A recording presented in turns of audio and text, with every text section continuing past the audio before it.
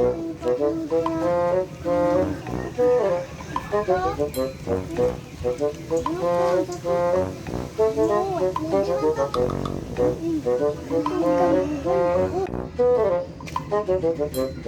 morning, class. Good morning, Sir Danny. Please take your seat and sit down. Hello, Sir Danny. Bago mag-start ang lesson, kinsay nagpatay kinapu-lapu. Sir, ako sir.